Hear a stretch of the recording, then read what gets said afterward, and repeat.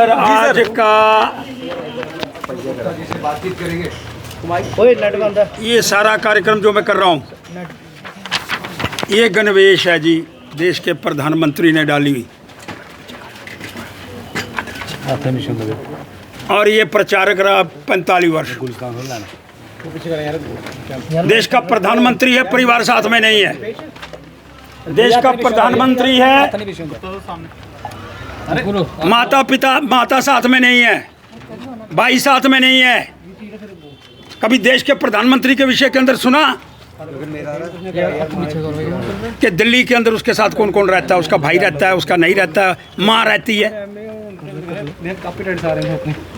लेकिन उसको भी छोड़ने का प्रयास नहीं किया जा रहा। अहंकारी शब्द, वो अहंकारी है। हाँ, वो अहंकारी है क्योंकि उसने उड़ीसा जीता।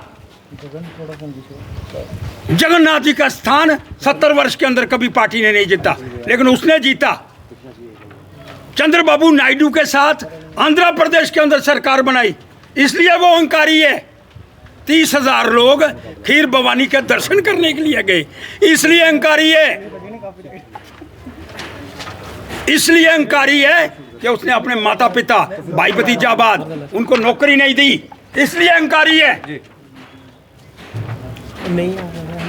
और प्रचारक जिसने त्याग दिया, 40 वर्ष जो मांग करके रोटी खाता रहा, जिसने अपने पैसों से रोटी नहीं ली, मांग करके रोटी खाई प्रचारक के दिनों के अंदर, और उसको अहंकारी शब्द के साथ कहने का प्रयास किया जा रहा है।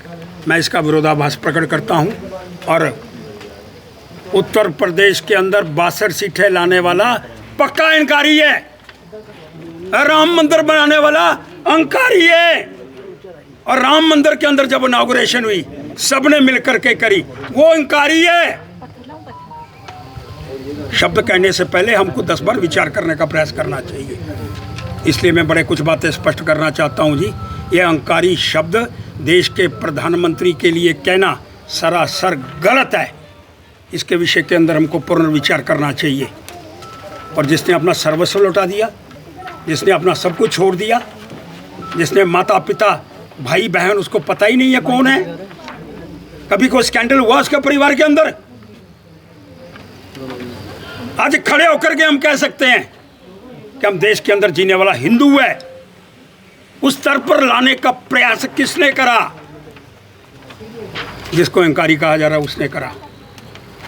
इसलिए मैं अहंकारी शब्द कहने वालों से कहना चाहता हूं कि वो तुम्हारे से निकला हुआ एक प्रचारक है। और प्रचारक इस गणवेश के अंदर, ये इसको कहाँ से इनकार आना? मांग करके रोटी खानी है, अपने पल्ले के तेल नहीं होना। कहाँ से इनकार आएगा? जिसके पास पैसा होगा उसके पास आएगा, जिसके पास बच्चे और धर्मपत्नी और सारा परिवार जिसको आगे बढ़ाए, वो अहंकारी होगा। क्या देश के अंदर 70 वर्ष से जो प्रधानमंत्री कार्यालय के अंदर लोग रहते रहे, वो सारा परिवार रखते रहे, वो अहंकारी नहीं है?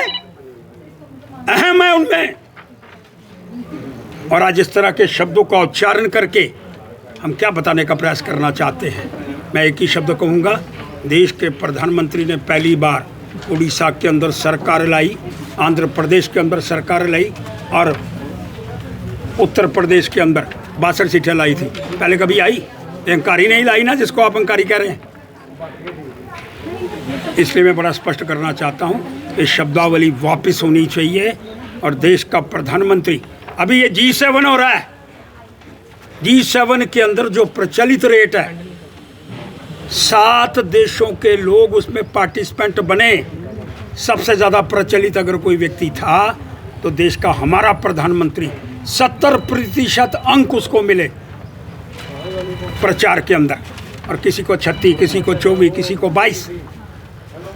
और हमको उस पर नाज होना चाहिए कि अहंकार होना चाहिए?